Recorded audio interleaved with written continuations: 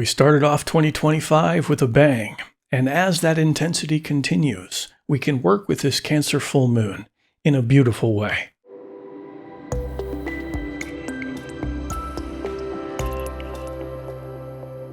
Leveraging evolutionary astrology, we can get a strong sense of the planetary energy and how it's affecting the collective now. There is a certain deterministic wave with these energies, and we can observe common patterns of experience that will happen during these events. This is the more predictive side of astrology. But on another level, as we honor our God-given gift of free will as our superpower, we can choose on how we think, feel, and act through this energy as we work with it in our evolutionary journey. Today, we're going to be talking about the Cancer full moon. We're going to be mentioning the Mars-Pluto opposition, and Uranus is playing a big role, but these are all rivers that flow into potentially a great breakthrough for us as we're on this journey to raise our consciousness. With that being said, let's go ahead and take a look at the chart. The first thing I noticed when studying this chart, which creates the biggest theme for us now, hands down, no contest, is the element of water. 5 of the 10 planets are all in water signs. We have Mars and the moon in Cancer, and we have Neptune, Saturn, and Venus in Pisces. That's a lot of water. And not only that, whenever a planet is in its own sign, the sign it is said to rule or have a strong affinity with, that planet is effectively on steroids. And we have 2 that are in their own sign. We have Neptune in its own sign of Pisces, very strong Neptune right now. And we also have the moon in Cancer. And of course, the full moon is really the headliner of this video. So this indicates, working with this energy in a powerful way, it's useful over the next couple weeks to lean a little bit more towards reflection, contemplation, inwardness, getting in touch with our feelings. That's a very Cancerian statement. And beyond that, as we observe common behavior across the collective over the next couple weeks, this highlights an ultra sensitivity that many people will be feeling. And for us to be more emotionally sensitive on planet Earth, the school of hard knocks, I don't mean to sound cynical, but people aren't always perfectly sweet to each other, which I'm sure you've noticed. And not only that, there's a lot of pain and suffering happening on the planet right now. People are feeling that a little bit more than usual, which creates, whenever there's a lot of water going on, a lot of emotional reactivity, especially with Mars here next to the moon. We'll say some more things about that later. But before I do, allow me for a moment to pay homage to this beautiful Neptune in Pisces. Neptune is known as the mystic planet or the god of the sea, which is just a metaphor for the sea of consciousness. Here it is in its own sign of Pisces, also linked to the mystic, the visionary, the dreamer. So this is a deeply spiritual energy. So let's take a moment to contemplate the spiritual or mystical perspective on water signs. Many mystical traditions throughout history have taught us that this dense dimension of reality, this material universe, is not the only one. There are higher dimensions of reality that interpenetrate and coexist with this one. And when we start talking about water signs, since they're subjective and emotional in nature, therefore, they connect to what's called the 4th dimension or psychical plane or astral plane. They go by many different names. It depends on the tradition you're learning with. But we are talking about higher dimensions here. And so too, the soul incarnate is not just in this physical body, it's also in this, we could call it, multi-dimensional vehicle for our soul, which simultaneously, again, interpenetrate with one another, the material, the psychical, and the noetical body, or the thought, emotional, and physical body. Again, goes by many different names. This so-called 4th dimension is the world of sentiments, desires, and emotions, hence its connection to the water signs in astrology. And the fundamental law of this 4th dimension is attraction and repulsion. So like attracts like, opposites repel. So whenever I see a lot of planets in water, the way I like to look at it initially is, okay, when we talk about the emotional world, and this is why it's important to be very contemplative, inward reflective during this time, is to really feel into how you feel and recognize that whatever it is you feel, you're creating a strong attractor field. A good evolutionary question to ask yourself over the next couple weeks is, what are the emotional attractor fields that I'm creating day by day? So let's use a very martial example. One of the emotions associated with Mars is anger. So let's say we're experiencing a lot of anger. Well, we're creating an anger attractor field. We're sending that out in these higher dimensions as well as this one. And we will therefore attract to ourselves situations, people, whatever, that are custom designed to create more of that emotional state within us. And not only that, we become attuned to that energy field, and it will also alter how we perceive reality. And we will be more attuned to things in life that are going to trigger us because we're feeling that passionate anger energy. Not only that, we will be repelling that which is opposite to that frequency state of anger. So all the feelings of calm, serenity, love, all this will be repelled from our consciousness because it is incongruent with the emotion we choose to express in that day. That being said, let's take a step away from this more big picture idea of water signs linked to, higher dimensions and attractor fields, more to the nuts and bolts of what we want to talk about here, which is this Cancer full moon next to Mars and Pluto. Now, I talked about Mars-Pluto opposition in my last video because it was just about to hit exactitude. And I even did a full video on this back in November. Towards the end of this video, I'll put a link to that because it's really important to understand all the ins and outs of Mars opposite Pluto, because this will be active all the way until the end of April. And this is a very intense set of energies. And although the opposition is no longer exact and they're out of quality, meaning in different signs, Pluto in Aquarius is usually opposed to Leo, but Mars has backtracked into Cancer, which does weaken the opposition a little bit in general. But considering the Mars-Pluto opposition is right next to the full moon, this supercharged full moon is really reigniting it in a profound way. And it's not too hard to see what's going on in the world, to see that intense signature of Mars, the war god, and in opposition with the lord of the underworld, Pluto. We combine the intensity of Mars-Pluto with all this water going on, and the translation would be intense emotional reaction to what's going on in the world, but also in our personal lives. Again, this is a generalization. This is happening in the hearts and minds of many. I mean, we got a couple hot wars going on. We have this horrific fire happening in Los Angeles, California. Isn't that interesting? It's like, where's the water to be fighting this fire? The reservoir is empty, so I hear. The fire hydrants aren't working. Mars is a hot planet in a water sign. If you think about somebody who's angry, what are they? They're described as hot-headed. Mars is also the most passionate of all the planets, and passion has a certain heat associated with it, caught in the heat of passion, etc. So this Mars is kind of like burning up all the water, so it's not available to fight this extreme situation, which is classic Mars-Pluto opposition outcomes as it manifests in the world. This is also triggering. Triggers are so strong now with this category of event.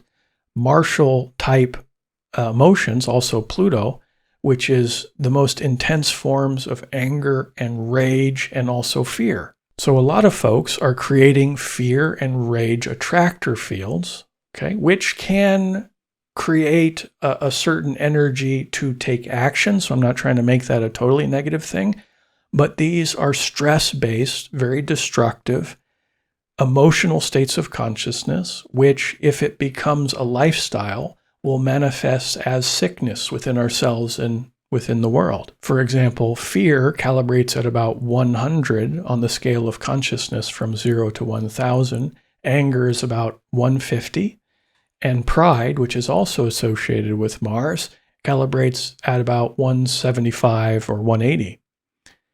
So these are not healthy to be expressed. And some of it's justified, and there's righteous indignation. Again, I'm not trying to make it a totally negative thing. It's part of the human experience. But the invitation is always, how can I manifest an attractor field during this time that has a higher octave expression so that I can attract more of that to me in my life, but then also attract that to other people around me in my life? It ripples out into the field, into the world, into the multiple worlds and dimensions. This is all very exotic, but hey, you're watching an astrology video. I feel like I'm in safe company. What about the beautiful martial states of consciousness that are also coming out in full force?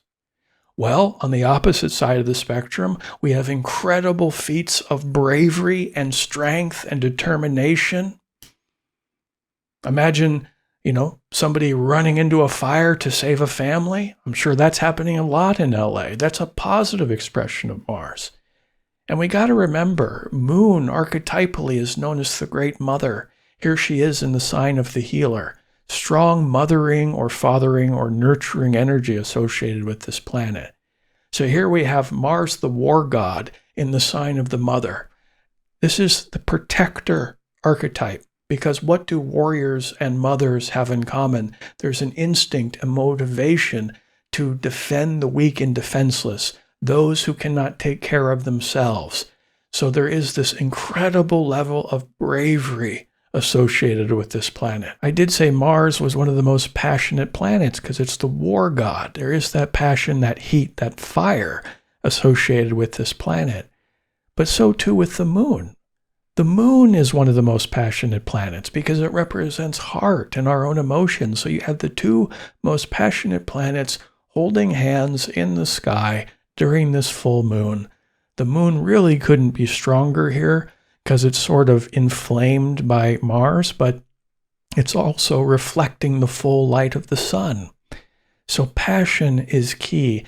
And a lot of this passion is connected to Cancerian themes.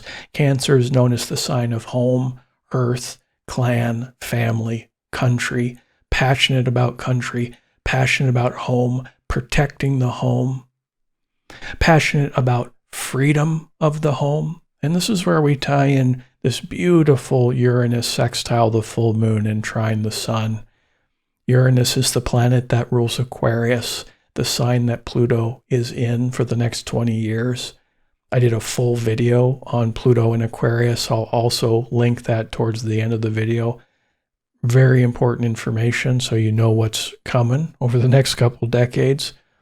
But what Aquarius and Uranus have in common, since they're associated with the archetypes of the rebel and the revolutionary, is we are headed towards a more freedom-based, humanitarian, decentralized future.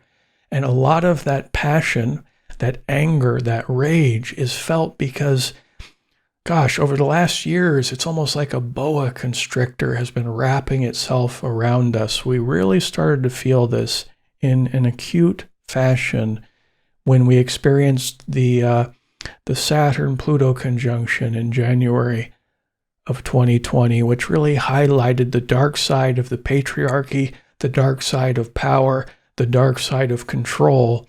And now the energy ebbs, the energy flows. Now we're headed into this generational shift as almost like a strong reaction to the boa constrictor to feel that freedom. It's for not restriction to no longer crush our bones. But of course, Pluto and Aquarius, especially with Pluto, it really highlights the dark as well. That's not too hard to observe. Aquarius is linked to technology. We're entering into this technological revolution as Pluto cements us into this Aquarian age. Technology has a dark side. We're seeing that. I saw a media release online where they're just announced these female robots to be your girlfriends, this sort of thing, or the dark side of AI, or transhumanism. The list goes on and on. Of course, there's very positive, beautiful aspects to the technological revolution, much of which I described in that video. Again, I'll link it later. But another dark side, and this is a major thing humanity is going to struggle with over the next 2 decades, the dark side of Aquarius is a sort of callousness, aloofness, and uninterested coldness regarding other people, in the sense that Aquarius is an air sign, therefore it's on the mental plane, where people will really get caught up in their own illusory perceptions of reality in their own mind and really stuck in their head and not enough in their hearts. And with 5 of the 10 planets in water signs, this time for us, we can gain the most benefit by connecting to heart. It's all about heart now. And I did say there's so much passion going on. A similar word, and this is one of the highest octave expressions of Moon, the Great Mother, in the sign of the healer, is compassion.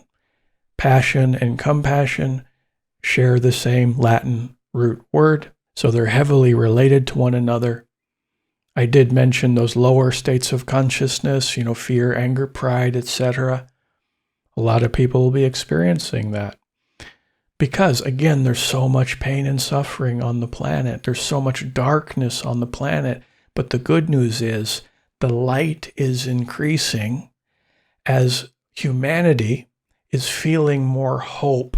Again, what is above considered normal for humanity, and that hope is shining a light and diminishing the darkness.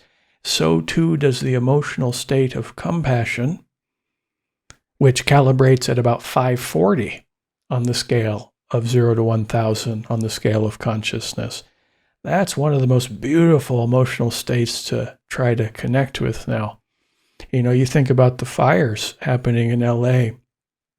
I've read some reports that they might have been started by arsonists, and I'm not sure if that's been confirmed yet or not, but if true, oh my God, I would not want the karma of those arsonists if that's true.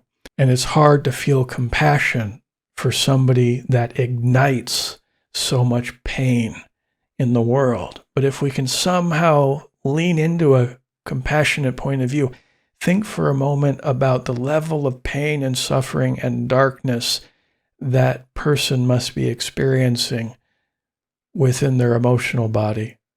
Think for a moment about the attractor field that they've created, the sort of black hole attractor field, which was created based on their own experiences, much of which were probably in childhood. Think about all the pain they must have felt in the course of this life and probably past lives as well, that led them to this place of darkness. So that's the compassionate perspective.